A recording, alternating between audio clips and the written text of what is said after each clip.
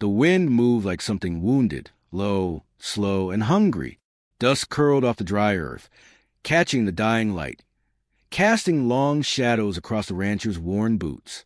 He adjusted his hat and leaned on the fence post, squinting into the horizon where the sky burned red, like a bloodied prayer. The cattle hadn't wandered far. They never did anymore. Neither did he. Behind him, the cabin stood small and tired. The porch sagged in the middle like an old man's spine. A horseshoe nailed above the door hung upside down. Bad luck. Someone had once told him. He'd never bothered to fix it. The whiskey kept its place on the floorboards. The rifle stayed above the mantel. Everything else he'd once valued had gone. Buried. Burned. Forgotten. He didn't ride for town unless he had to. And he didn't talk much when he got there. Folks had stopped asking questions long ago. That suited him fine. But that evening, just as the sun dipped low enough to set the horizon on fire, something in the land shifted. The air held a strange tension, like the pause before a pistol cracks. The rancher's mare flared her nostrils and stamped once. He turned slow, eyes narrowing toward the north fence line. A shape hung there, swaying gently in the wind. At first he thought it was a broken tree limb caught in the old sycamore. But the closer he got, the more wrong it felt. The shape wasn't limp, it trembled. Then he saw the legs. Thin, brown, bare feet twitching inches above the dirt. She wasn't dead. Not yet. The noose bit into her neck, braided from coarse rope. Old cavalry issue, by the looks of it. Someone had meant for her to die slow. The sign nailed into the trunk above her head said it plain. White man don't forgive. He dismounted, boots crunching in the dry brush, every breath like thunder in the hush. He didn't move fast. He didn't move slow. The way you move when you know you're stepping into someone else's wrath. The girl was young, 12 maybe. Apache, no doubt. Long black hair, matted with blood. Her arms were tied behind her back, and one of her eyes was swollen shut. Her gaze flicked to him as he approached. No fear, no begging, just the kind of hate that doesn't come from instinct. It comes from inheritance. He paused just out of reach. Easy, he muttered. His voice scratched out dry and used. I ain't here to finish what they started. She didn't flinch, didn't blink. The knot looked amateur, too tight, too low. He stepped behind her, loosened it slow. When her feet finally touched the ground, she crumpled, knees folding like paper. He caught her before she hit the dirt. She didn't resist, didn't speak. He carried her to the mare and laid her across the saddle like a sack of grain. She didn't weigh much. Anger and bone, that's all she was made of. The ride back was slow. Dusk fell hard, dragging the stars behind it. Coyotes cried in the distance, but none dared come near. She stirred once when he shifted her weight, whispered something in a language he didn't know, or maybe didn't want to know. He dismounted and carried her inside, laid her on the old cot in the corner. It had been his son's once. The boy never made it to 10. Fever took him in a week. The cot still smelled like old wood and smoke. He brought water, washed her face with the care of a man who didn't know how to be gentle, but tried anyway. She stayed quiet. Her eyes followed his every move. There was a fire in them, not from fever, but from memory. He made broth thick and salty, held the cup to her lips. She drank 2 sips and turned her head, enough to stay alive, not enough to trust him. She slept, or pretended to. He sat nearby, staring into flames. The crackle of the fire was the only sound. The sign burned in his mind. White man don't forgive. He'd worn the blue once, rode with the 5th out of Fort Bowie, knew the heat of a burning village, the smell of horse blood and women screaming. That part of his life stayed buried beneath whiskey and silence. Until now, this wasn't justice. This was message. The girl was bait or warning. Someone out there wanted him to find her, or someone like him. That meant something worse was coming. He looked at her, curled beneath his dead son's blanket, and felt something shift in his chest. Not pity, not yet, but something. Outside, the wind picked up, carried the smell of dust and coming rain. He walked to the door, opened it, and stared into the dark. Somewhere beyond the hills, wolves howled low and long. He stepped onto the porch, rifle in hand, checked the horses, listened, waited. The land had gone still again, but not peaceful, just waiting. Behind him, the girl spoke. One word, voice rough as sand. "You came." He didn't answer. Couldn't. It wasn't gratitude, wasn't relief, just fact, like saying the sky burns red at dusk. He turned toward her, but she had already closed her eyes again, retreating into whatever war she carried inside. He shut the door and leaned against it, feeling the weight of everything unspoken press against his ribs. The fire popped. The wind whistled through the cracks. He had brought something into his home that would change everything, and the land would remember. She didn't speak again for 3 days. The rancher kept his distance at first, watching her from the shadowed corners of the cabin. He fed the fire and kept the kettle warm. He mended a broken stirrup that didn't need mending. The girl lay on the cot with her face turned to the wall, her breath shallow but steady. Sometimes he caught her eyes open, staring at nothing. Each time she caught him looking, she shut them like she was slamming a door. On the 4th morning, he left a plate of cornbread by her bed and found it half-eaten by nightfall. That was something. She kept the knife he left under her pillow, too. Small, dull, the blade chipped, but it was hers now. She never let it leave her fingers, not even while she slept. By the 5th day, she sat up on her own. No words, just silence as thick as molasses. She didn't flinch when he passed by anymore. She didn't look at him either. He started talking, not to her, but near her, about the horses, mostly about weather and fences, about coyotes chewing through the chicken coop again. It didn't matter if she listened. He just needed the silence to feel less like drowning. One afternoon, he returned from the far field with a splintered rail across his shoulder and found her outside, sitting on the porch with her legs tucked beneath her. Sunlight caught the bruises, still yellowing on her cheek. She didn't move when he approached. Her knife rested on the step. Beside her, he set down the rail. "You ain't planning to run." She didn't answer, but she didn't pick up the knife either. He nodded, satisfied with that small truth. That night, he dreamed of fire, not the kind in a hearth, but the kind that roars, that climbs houses and chews through villages. He saw smoke again, thick and black, heard horses scream, woke with sweat beating down his back, and the echo of children crying still clinging to his ears. She watched him from the cot, awake. Her eyes held no fear, just knowing, like she'd heard those same cries before. In town, the saloon doors groaned open as he stepped in the next morning. The sheriff sat at his usual corner table, sipping bitter coffee like it might cleanse the soul. He looked up, narrowed his eyes. "You been keeping company up there?" The rancher didn't sit. "Someone strung up a girl out by my north fence." The sheriff didn't react the way a man should have. No surprise, just a slow drag of breath. "Apache?" He nodded. The sheriff set down his cup, the china tapping the table sharp. "This side of the line?" "Closer than they ought to be." "Was she dead?" "Not yet." The sheriff rubbed his chin. "Hell, then quieter. You bring her in?" "No." The silence stretched. "You know what this looks like, don't you?" the sheriff asked.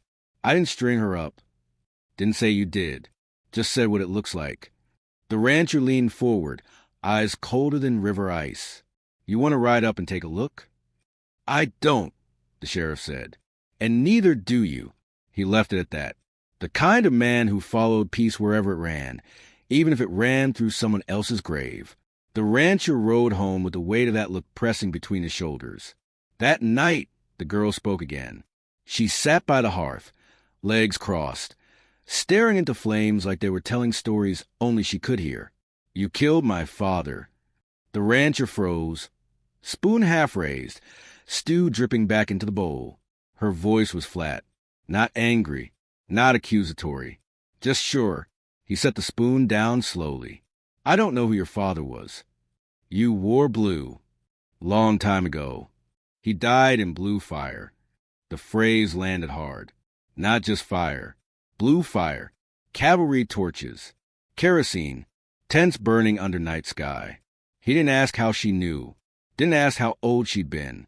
Some things live in the blood. She was a daughter of ashes. He leaned back, staring into the fire beside her. I can't make it right. She said nothing. I can't take it back. Still silence. But I can keep you safe. This time, she looked at him. Really looked. Her eyes weren't soft. But they weren't knives either. They slept lighter that night. Morning brought something else. Tracks near the barn. 3 sets, 2 boots, 1 bear. Not Apache. Not her. Someone had come in the night, watched them, and left. They'd left a rabbit hanging from the post. Skinned, gutted, tied with feather and twine. He didn't show her. He buried it in silence and slept with his rifle across his chest. The days began to string together like fence wire, each one tighter than the last. She spoke a little now. Not much. Asked for water, sometimes for bread. Once for his dead son's jacket. It was too big, but she wore it anyway. Maybe for warmth. Maybe to feel less like someone hunted. He taught her to split kindling, how to rub whiskey into a cut. She watched his hands like she was memorizing them, but always that distance, always that weight. Then one day, she was in the house. He stepped out onto the porch, panic rising fast. The air held stillness like breath held too long. He scanned the fields, the tree line, the ridgeline. Then he saw her, down by the sycamore, standing beneath the branch where he'd found her. She held the knife in one hand. In the other, the sign. He walked down, boots crunching dry soil. She didn't turn. She looked up at the limb, then down at the words. White man don't forgive. I don't know who left this, she said, but it wasn't Apache. He stared at the sign. You sure? They don't leave messages. They take justice. She dropped the sign at his feet. He looked at her then, truly looked. She wasn't a child, not anymore. Maybe never had been. War makes adults of babies. She stood like someone who'd watched too much and said too little. They wanted you to find me, she said. Or someone like you. He picked up the sign. The pain had dried flaky, but the message still screamed. Then it ain't over, he said. No, she agreed. It's just starting.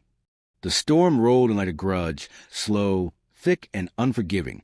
Clouds bled over the hills like bruises, and the wind carried a smell he hadn't felt in years. Gun oil, horse sweat, the brittle tension of something hunting. The girl stood at the barn door, eyes narrowed at the sky, her dead father's jacket buttoned to her chin. The collar flapped in the wind. Too big for her, too heavy with ghosts. The rancher leaned against the porch rail, watching her watch the world. He'd built this land with sweat and scars, but lately felt like someone else's, borrowed and close to being reclaimed. He's coming, she said without turning. Who? She tilted her chin just slightly. The man with a white horse and black knife. He didn't ask how she knew. She hadn't been wrong yet. That night, he couldn't sleep. The girl was curled in the cot, her knife tucked against her hip like a second spine. The fire cracked low. He sat by the window, rifle across his knees, one boot tapping out an old cavalry rhythm he didn't remember learning. Just before dawn, the horse came. Its hooves hit the dirt with a rhythm too clean for a wanderer. The white coat shone ghost pale in the moonlight, and the man riding it looked like he belonged in the saddle more than on the ground. He wore a trail-worn duster, a wide-brim hat soaked in shadow, and eyes that didn't blink. His skin was darker than the girl's, but not Apache dark. Something mixed, the past and present colliding in a face that didn't belong to either world. He rode slow, like he wanted to be seen. The rancher stepped off the porch, rifle down but ready. You lost. The stranger smiled, just barely. If I wouldn't admit it. You law. I was a long time ago. The rancher didn't step aside. This is my land. I'm not after your land. Then what? The stranger dismounted with a grace too practiced. He dusted his coat with one hand and glanced at the barn, then the house, then the window where the girl watched behind the curtain. His eyes lingered. She's still alive, he said. You know her? I know the man who tried to kill her. The rancher stiffened. The stranger didn't move. She's the daughter of a trader, the man said. Army scout who turned on his own people, then on the soldiers who paid him, ran both ends so they caught up with him. That a reason to hang a child? To some, it's justice. To others, it's politics. And to you? The man looked out over the hills. To me, it's unfinished business. The rancher didn't like that answer. They sat by the fire an hour later. The stranger gave his name only once. Finch. Claimed no tribe, no badge, no allegiance but his own. Said he'd been trailing a group of Apache hardliners. Men who believed the blood of traitors tainted their line and had to be cleansed. Said the girl was a message, not a murder. She's not just his daughter, Finch said, voice low. She's the last of a name that Shootin' V survived. The girl didn't speak, but she listened. Her hand stayed on the knife. She stays with me, the rancher said. Finch didn't argue. He poured a splash of whiskey into the fire, let it hiss. They'll come again, he said, and this time they won't hang her. They'll burn her like he burned them. She's not him. They won't care. The next morning, the barn was ash. Smoke drifted up into a sky too blue for what had happened. The horses were safe. Someone had let them out before the fire took. But the message was clear. Finch didn't look surprised. They're testing your line, he said. Feels like they're testing yours, the rancher answered. That night, Finch stayed outside, sitting on a stump with his rifle across his knees. The girl refused to sleep. She paced the floor like a caged animal, silent but restless. The rancher sharpened his old knife until it was more memory than weapon. You think he's lying, the girl said. He looked up. You don't trust him. I don't trust anyone with eyes that still. Then why let him stay? Because it's worse if he's right. She nodded, and for the first time he saw her not just as a child, but as someone carrying a ledger in her soul. She'd been keeping track, not just of names, but of silences, of choices made in firelight and behind rifles. They buried what was left of the barn. Finch helped, digging with the same focus he spoke with, cold, calm, efficient. He never asked questions, but the girl did. Why do you care? She asked him one afternoon as they dragged scorch boards into a pile. I don't, Finch said, but I owe something. Doesn't matter if it makes sense. Who do you owe? He paused, looked at her. My mother was taken by soldiers. My father was hanged by his own kin. I owe both ghosts and neither side. That's not an answer. It's the only one I have. Later, the girl drew something in the dirt behind the cabin. A tree, a burning tree. Beneath it, a horse. Beside it, 3 figures. One small, one tall, one missing a face. When the rancher asked what it meant, she wiped away. The wind changed again. The kind of shift that brought more than weather. The cattle grew restless. Birds left the sky. And the dog, the one that never barked, started to whine at the door come dusk. Finch cleaned his rifle. The girl packed what little she owned. Her knife, the jacket, a pouch of dried beans, a bone charm she'd never shown before. The rancher loaded shells by the fire, each one a promise, each one personal. The stranger, the girl, and the old soldier shared a meal without speaking. The air between them was full of things unspoken, guilt, resolve, maybe even something like trust. When they stepped outside, the wind stopped. And in the stillness, from the ridge beyond the far field, a single drumbeat echoed through the dust. Not a song, a signal. The girl didn't blink. They're here, she said. No one asked how she knew. The drumbeat faded, swallowed by distance and dusk. All else was silent. No wind, no birds. Even the cattle held their breath somewhere in the dark. The rancher stood on the porch, rifle steady in his hands, eyes trained toward the ridge. He could feel the weight of the land pressing inward, like the hills themselves leaned close to listen. Behind him, the girl stepped out, slow and deliberate. She wore the too-big jacket, sleeves rolled tight at the cuffs, knife tucked into the belt she'd taken off one of the saddlebags. Her eyes weren't afraid. They were certain. Finch followed, stepping into the twilight like a shadow growing legs. The rancher glanced at the girl. You still sure it's not your people? She shook her head. My people wouldn't wait till nightfall. They'd come singing. Then who are they? Finch answered. Men who believe fire makes things right. The sun dipped low, casting blood across the sky. On the far hill, figures emerged, 3 at first, then 5. No torches, no horses, just silhouettes, quiet as smoke. One of them held something long and heavy, a spear.